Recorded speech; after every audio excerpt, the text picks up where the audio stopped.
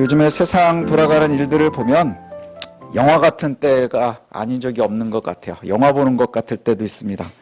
지금 우리는 이제 점점점 잊고 있지만 전쟁이 끊어지지를 않습니다. 그냥 말로만 전쟁하고 있는 게 아니라 지금 이스라엘 가자 지구에도 끊임없이 전쟁이 있고, 우크라이나 러시아도 우리가 서서히 잊고 있지만 거기도 여전히 전쟁 중에 있고요. 그 다음에 테러가 끊어지지 않고, 또 뭐 반군들 이래서 사람들이 계속해서 고통 속에 살아가는 이들이 정말로 많이 있습니다. 작지 않은 전쟁들이, 그 위험한 상황들이 계속해서 생겨납니다. 그런데 나름대로 우리나라도 이제 강대국이 돼서, 강한 나라가 되어서, 지금은 늘 조금 걱정을 덜 하는 듯 보이지만, 세계사 속에서 이렇게 역사가 돌아가는 걸 보면, 뭐 요즘에 그 국가 원수들도 제정신이 아닌 사람들이 참 많이 있는 것 같아요. 그래서 나라들도 각자의 그냥 이해관계, 예전처럼 뭐 공의나 이런 것들은 질서니 이런 것은 없이 그저 주판을 튕기는 것으로, 그렇게 국가 원수들도 자기들의 명분만을 내세우고 주장합니다. 그러나 실제로 그 결과를 가장 먼저, 그 때문에 생기는 결과는 가장 약한 고리부터 흔들린다 그러지요. 가장 힘든 나라가 제일 먼저 고통을 받고, 가장 힘이 없는 사람들이 제일 먼저 위험에 노출되는 그러한 모습들을 보게 됩니다. 정치인들이나 재벌들이나 권력자들은 계속해서 자신의 이익을 말하고 그럴듯한 명분이나 이론으로 계속 우리를 갖다가 설득하려고 하지만, 가만히 보면 그저 허공에 울리는 메아리처럼 의미 없다라는 생각이 들 때가 많이 있습니다.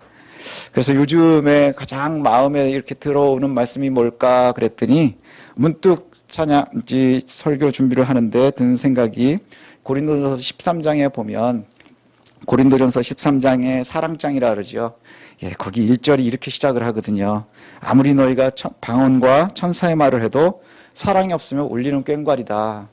시끄럽기는 겁나게 시끄러운데 아무 쓸데도 없고, 말로는 방언을 하고 천사의 말을 하지만 그것의 결과는 사람들을 힘들게 하고 고통스럽게 하고 짜증나게 하는 울리는 꽹과리밖에 되지 않는다라는 것이죠.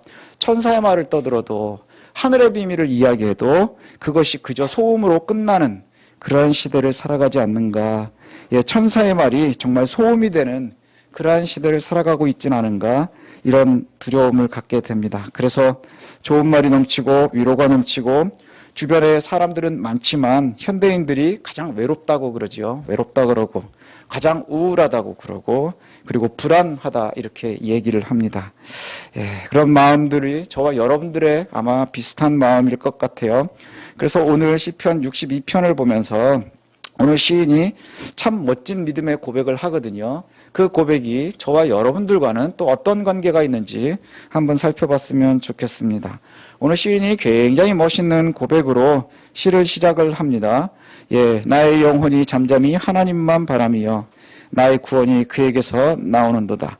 오직 그만이 나의 반석이시요 나의 구원이시요 나의 요새이시요 내가 크게 흔들리지 아니하리로다. 굉장히 멋진 고백 아닙니까? 그런데 우리가 뒤에 이제 천천히 살펴보겠지만, 그러나 이 시인이 이런 고백을 할 만한 상황이어서 하는 게 아니라 실제 처해져 있는 상황은 이 고백과는 좀 거리가 있는 듯합니다. 그래서 오늘 말씀을 우리가 함께 묵상하면서 저와 여러분들의 말씀이 되었으면 좋겠고, 동일하게 은혜 받았으면 좋겠습니다. 학자들은 이 시를 갖다가 해석을 할 때 좀 어려워해요. 그래서 제가 여러 주석들을 보니까, 우리 문단 나누기 하잖아요. 시를 1년, 2년, 3년 나누는데 학자들마다 다 다르게 나누더라고요. 다 다르게 나눕니다. 그래서 저도 이렇게 제가 한 2주 이 시를 이렇게 읽으면서, 저는 그 셀라라고 되어 있는 요 표시로 세 부분으로 나눠서 읽는 것이 제일 편안한 것 같아요. 그래서 1절부터 4절, 5절부터 8절, 그리고 9절부터 12절, 이렇게 세 부분으로 나눠서 읽어봤습니다. 왜냐하면 셀라라고 되어 있는 표현이 이게 이제 음악보다라고 보시면 되거든요. 그래서 가장 감정이 고조되고 노래를 부른다 그러면 점점 크게 뭐 이런 거가 될 겁니다. 가장 강하게 포르테 뭔가요? 뭐 그런 거 있죠. 그래가지고 세게 하는 거. 그리고 나서는 잠깐 쉽니다.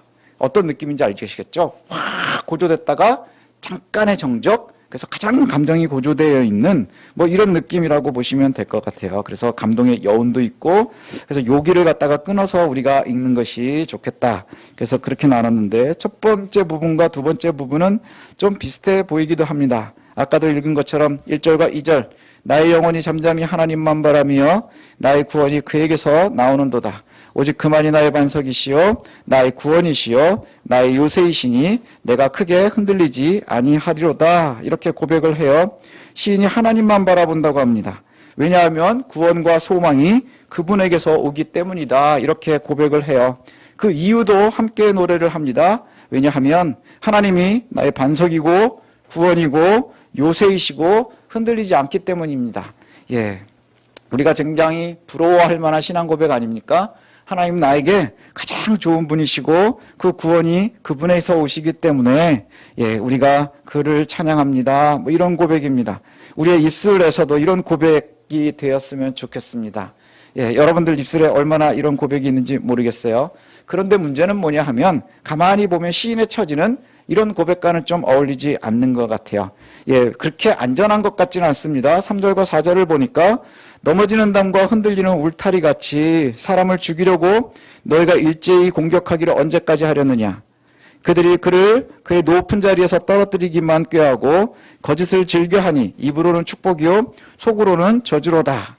예, 하나님을 향한 감사와 고백이 넘치는데, 그런데 이어서 나오는 노래는 뭐냐 하면 원수를 향한 증오의 노래가 나오고 있어요. 예, 넘어지는 담, 흔들리는 울타리. 우리가 한번 생각을 해보십시오. 담은 어떤 것에 있나요? 왜 담을 세웁니까? 울타리를 왜 세웁니까? 그것은 보호받기 위해서입니다.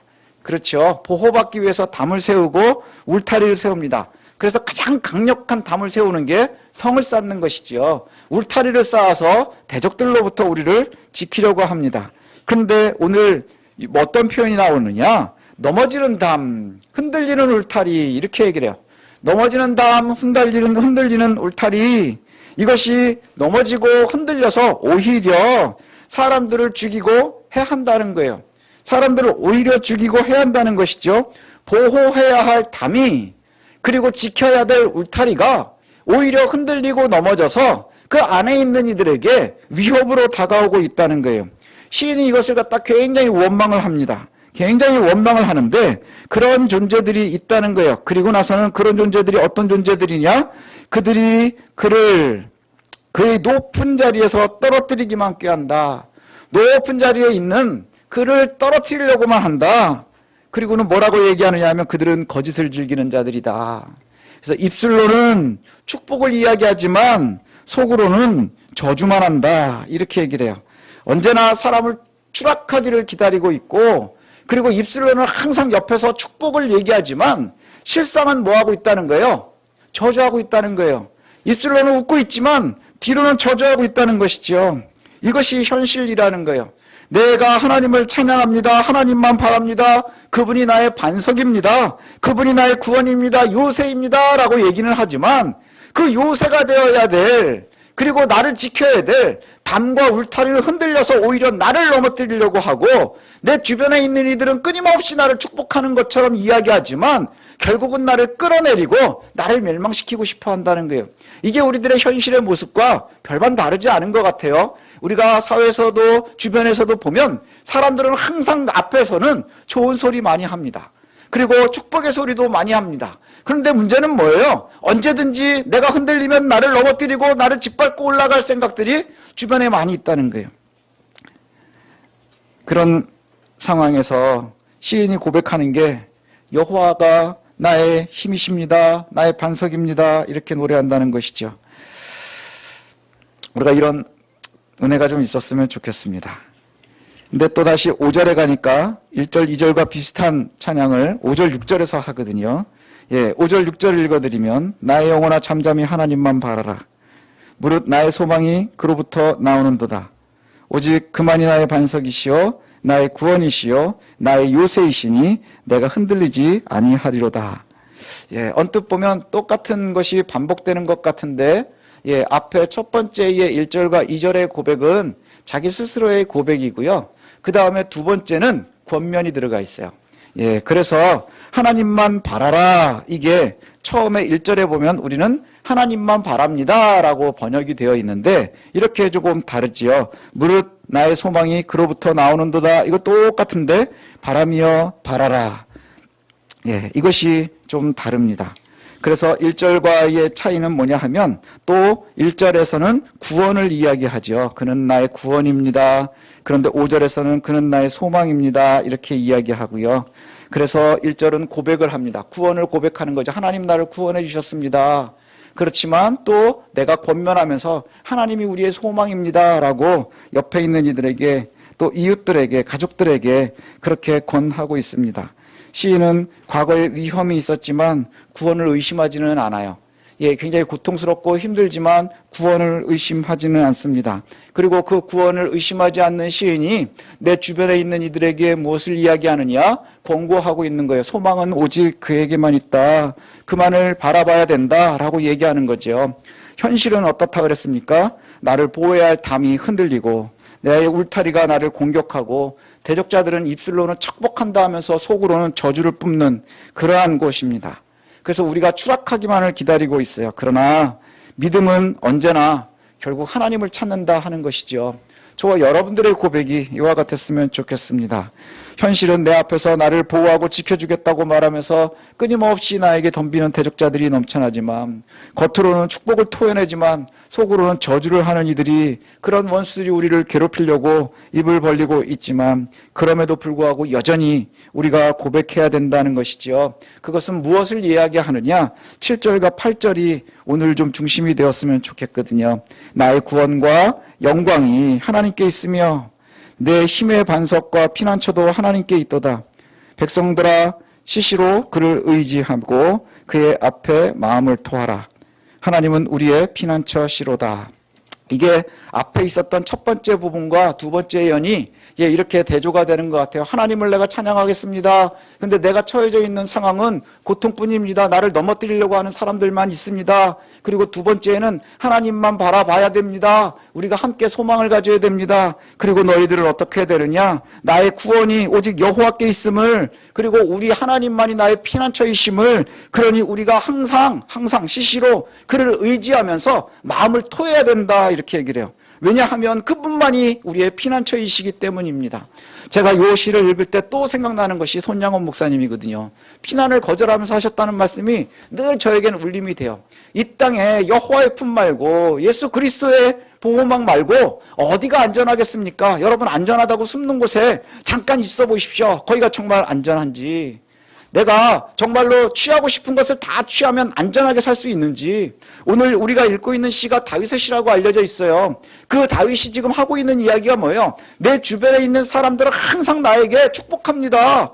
내 주변에 있는 사람들은 다 내 편인 것 같습니다. 그런데 속으로는요, 나를 저주하고 언제 떨어지나, 저놈 떨어지면 내가 그 위에 올라가야지, 그 이야기만 하고 있다는 거예요. 그 생각만 하고 있다는 것이죠. 우리가 다윗의 삶을 한번 생각해 보시면 압니다. 예, 아들까지도 나를 내려 끌어가서 그 자리를 뺏으려고 했었던 사람이 바로 다윗이에요.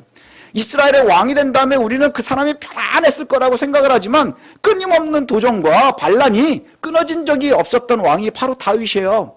그런데 그 다윗이 고백하는 것이 뭐냐? 그러나 여호와 앞에 내가 그만을 바라봅니다. 그가 나의 구원이시고 우리의 소망이 되어야 합니다. 왜냐? 하면 세상이 세워놓은 담도 흔들려서, 울타리도 흔들려서 나를 넘어뜨리고 나를 해하려고 하지만 하나님만이 나의 반석이고 요새이시기 때문입니다. 너희들이 그와 같을지라도 나를 지키는 이가 하나님이시니 너희도 그와 같아야 된다라고 얘기하고 있는 거예요. 그리고는 우리가 여호와를 바라봅시다 라고 권면하면서 우리에게 권하는 것이 바로 7절과 8절입니다. 예, 하나님께 있습니다. 우리의 피난처이시고 반석이십니다. 그러니 백성들아, 항상 무시로 여호와만 의지하라. 여호와만 의지하라. 그리고 그의 앞에 마음을 토하라. 이렇게 말씀해요. 왜냐하면 하나님만이 나의 피난처이시기 때문입니다.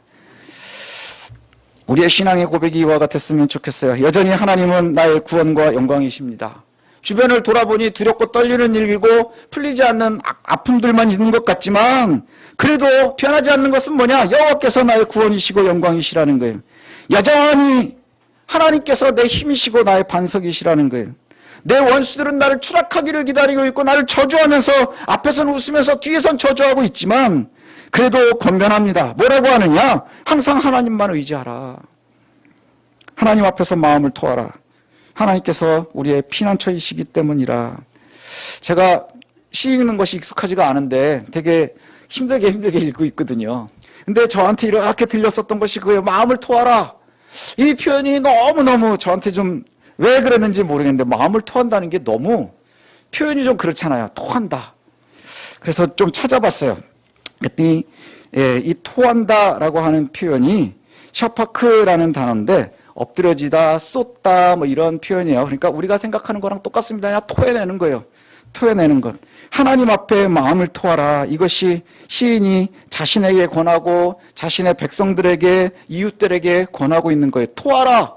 마음을 토하라. 그런데 우리 한글 성경에는 이게 번역이 되면서 빠졌는데 거기에 가로를 치고 뭘 생각해야 되느냐 하면 그의 얼굴 앞에 토하라 이렇게 얘기를 해요. 얼굴 앞에 토하라. 면전에 토하라. 이런 표현이 있거든요. 정확하게는 그의 면전 앞에 너희의 마음을 토하라 이렇게 얘기하는 거예요. 예, 조심스럽게 커피를 따라주는 게 아니고요. 토하는 게 뭐예요? 쏟아버리는 거예요. 쏟아버리고 나면 얼마나 남습니까? 아무것도 남지 않아요. 예, 아무것도 남지 않습니다. 예, 제가 이걸 말할까 말까 그러다가 꼭 이야기하는데 저기 해화동이라는 곳이 있습니다. 저희 옛날에는 이제 대학로라고 불리우는 곳. 거기 이제 주말이 되면 대학생들 엄청나게 마시고 놀고 막 그럽니다. 예, 그러면 많은 사람들이 토해요. 예, 그럼 비둘기들이 그 다음날 아주 신납니다. 예, 그 사람들이요, 속에 있는 걸 하나도 남기지 않는 거예요. 그게 토하는 겁니다. 토한다는 게 뭐예요? 아무것도 남지 않고 다 쏟아내는 거예요. 다 쏟아내는 것. 근데 여기에 보니까 전날 뭐 먹었느냐가 아니라 너희의 마음을 토하래요. 너희의 마음을 어디에다 토하느냐? 여호와의 면전에다 대고 토하라는 거예요. 하나님 앞에서 뭐 해야 돼요, 우리가?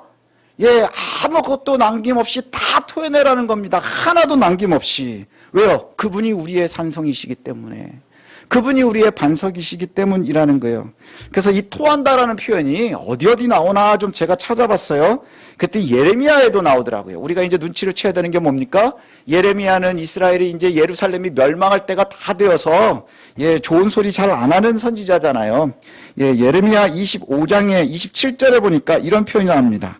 너는 그들에게 이르기를 만군의 여호와 이스라엘의 하나님의 말씀에 너희는 내가 너희 가운데 보내는 칼 앞에서 마시고 취하고 토하고 엎드려져 다시는 일어나지 말라 하셨느니라. 이렇게 얘기해요. 이게 무슨 말이에요? 25장이 어떤 내용이 들어있느냐 하면 하나님께서 분노하셔서 열방에 있는 모든 나라에 하나님께서 진노의 잔을 주신대요. 진노의 잔. 예, 진노의 잔을 주실 건데 그 진노의 잔을 주시면 각 나라들이 다 받아 마실 거라는 것이죠. 그리고 나서 그걸 받으면 뭐 하라는 거예요? 칼 앞에서 마시랍니다. 칼 앞에서. 칼 앞에서 마시고 취하고 토하고 그리고 엎드려지면 못 일어날 거라는 거예요. 25장이 칼 앞에서 마시고 취하고 토하고 엎드려진다. 여호와의 진노의 잔을 그의 앞에서 마시는데 우리가 지금 오늘 시편에서 이야기하는 건 여호와의 면전에서 너희의 마음을 토하는 것과 하나님의 진노의 잔 때문에 그것을 먹고 마시고 그리고 토하고 엎드려서 일어나지 못하는데 그건 칼 앞에서 마시는 거예요. 너무나 그림이 다르지 않습니까? 너무나 그림이 다르죠. 세상에 하나님의 분노 가운데 있는 건 바로 그와 같은 것 같아요. 여기 너무 잔인하게 나와 있는 게 칼 앞에서 잔을 주고는 먹어라, 마셔라, 취하라, 토해라, 그리고는 엎드려 있어. 이제 못 일어날 거야. 이게 하나님의 진노의 모습입니다. 하나님의 진노가 있을 때 우리가 토해내는 것은 바로 그거예요. 죽음으로 가는 것이지요. 근데 오늘 본문은 뭘 얘기해요? 너희의 마음에 그 아픔이 있잖아. 지금 다윗도 당하고 있는 것이 뭐냐? 흔들리는 울타리와 그 다음에 흔들리는 담 때문에 힘들어. 내 주변에 있는 이들이 축복을 이야기하면서도 나를 저주하고 있어서 내가 너무너무 고통스러워. 나를 어떻게든지 끌어내리려고 하는 놈들이 아주 주변에 쌓여 있어. 그런데 그럼에도 불구하고 너희들이 하나님만 바라봐야 되는 거야. 하나님의 소망을 둬야 되는 거야. 그러니 여호와 앞에 여호와의 면전에서 너희의 마음속에 있는 그 모든 울분과 아픔과 괴로움을 토해내, 이 얘기입니다.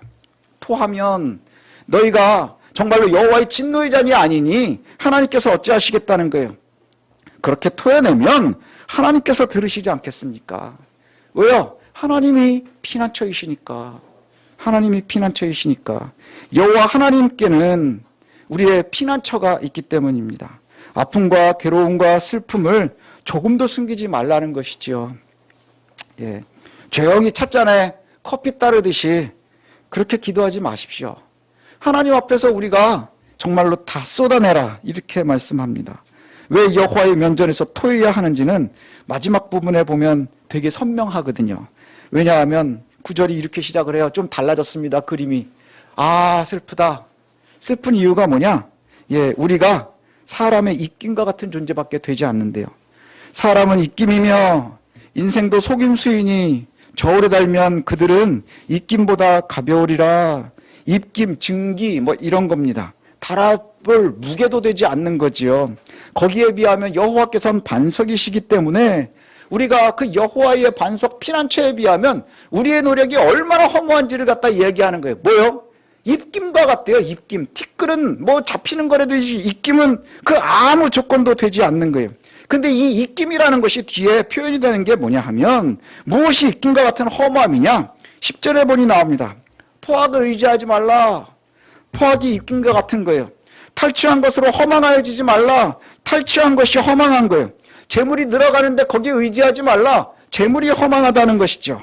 포악을 의지하지 말라 하는 게 뭐냐? 부정한 소득을 너희가 의지하지 말라, 좋아하지 말라는 거예요. 부정한 방법으로 해도 내가 소득을 많이 늘리는 것 이거 좋아하지 말라. 탈취한 것으로도 허망하여지지 말라. 남의 것 뺏고 약탈하고 도적질해가지고 그 실속 없는 행동으로 너희들이 뭔가 어떻게 돼볼까 하는 거 그렇게 생각하지 마. 아무리 부정한 방법으로 긁어 모아도 빼앗고 약탈해가지고 너희가 채워놓는다 할지라도 결과는 허망할 뿐이라는 거예요. 그래서 하는 얘기가 이겁니다. 그래서 재물이 아무리 늘어나도 너희 거기다 마음을 두지 마라.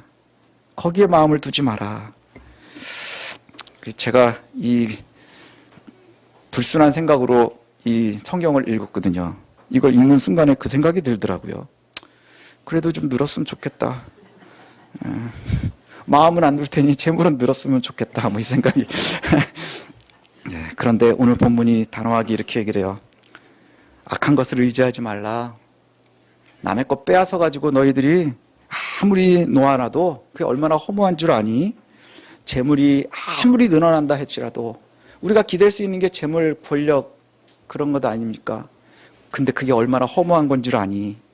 의지할 것이 되지 못해 이 뜻입니다. 경제의 어려움, 건강의 어려움, 관계의 어려움 모든 것이 어려운 시간을 우리 모두가 지나가고 있습니다. 예, 저 또한 마찬가지인 것 같아요. 우리가 그런데 예수님을 믿는 사람들이잖아요.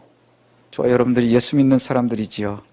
그래서 우리가 입술로 늘 고백하는 게 바로 시인과 똑같은 얘기 아닙니까? 하나님 나 좀 살려주십시오. 왜 그런 기도를 합니까? 그분이 피난처이시라는 것을 우리가 알고 있기 때문인 거예요. 그분이 나의 도움 되십니다. 예, 매우 자주 우리가 습관처럼 막 고백하잖아요. 어쩔 땐 이거 너무 습관인가 싶을 만큼 하나님 나 좀 살려주십시오. 하나님 나 이러이러합니다. 좀 도와주십시오. 이렇게 고백하는데 예, 실제 우리의 삶은 예, 나를 지키겠다고 만들어놨었던 그 쌓아놨었던 벽이 무너지면서 나를 괴롭게 하고 울타리가 나를 공격하는 이러한 시대를 살아가고 있습니다. 내 앞에서 항상 축복을 이야기하는 이웃들이 속으로는 저주하고 내 추락을 기다리고 있고 이런 위험한 현실을 우리가 살아갑니다. 그래서 우리의 믿음이 흔들리고 연약할 때 사람들은 지푸라기라도 잡는 심정으로 악을 선택할 때가 많아요. 하나님을 등질 때가 많이 있어요. 부정한 것을 선택할 때가 있습니다. 그런데 그것으로 채우는 여기에는 재물로 나오지요. 그 결과로 채워진 재물에 마음을 쌓고 그리고는 조금 위안을 갖죠. 아, 여기에 조금 의지할 수 있겠구나. 근데 이 말씀은 예수님도 하세요. 창고를 가득 쌓아놓은 사람에게 그렇게 얘기하죠. 오늘 밤 내가 너의 목숨을 가져가면 이게 누구 것이 되겠느냐. 그게 우리를 지키지 못한다는 것이죠. 왜요? 생명은 여호와께 있기 때문에 우리의 피난처는 오직 여호와일 뿐이기 때문입니다.